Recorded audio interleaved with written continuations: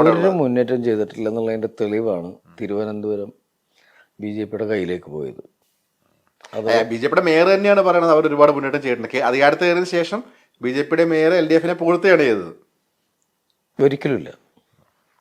നമ്മൾ കണ്ടതല്ലേ, നമ്മൾ മലയാളികൾ മുഴുവൻ കണ്ടതാണ് അവിടുത്തെ മേയറുടെ പ്രവർത്തനങ്ങളും കാര്യങ്ങളൊക്കെ.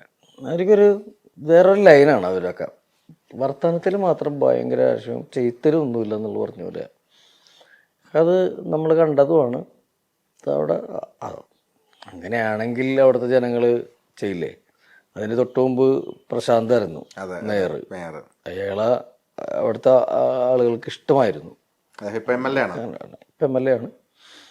അപ്പം അത് ആ ഭരണം അടുത്തത് കൊണ്ടാണ് ആൾക്കാരൊന്ന് മാറ്റി ചിന്തിച്ച് ചെയ്തത്. ഏറ്റവും പ്രായം കുറഞ്ഞ മേയർ എന്നൊക്കെ പറയുന്നത് അദ്ദേഹത്തിൻ്റെ ഭർത്താവാണ് എൻ്റെ ഓപ്പോസിറ്റായിട്ട് ബാലുശ്ശേരിയിൽ മത്സരിച്ചത്, സച്ചിൻ ദേവ്.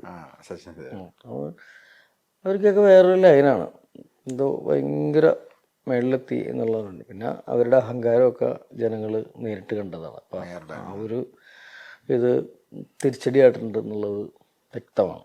അത് അവരുടെ പാർട്ടിക്കാർ തന്നെ അവരുടെ സമ്മേളനത്തിലും അവരുടെ ചർച്ചകളിലും പറഞ്ഞതാണ്, അവരുടെ കമ്മിറ്റികളിലും പറഞ്ഞതാണ്. നമ്മൾ പറയേണ്ട ആവശ്യമേ ഇല്ല.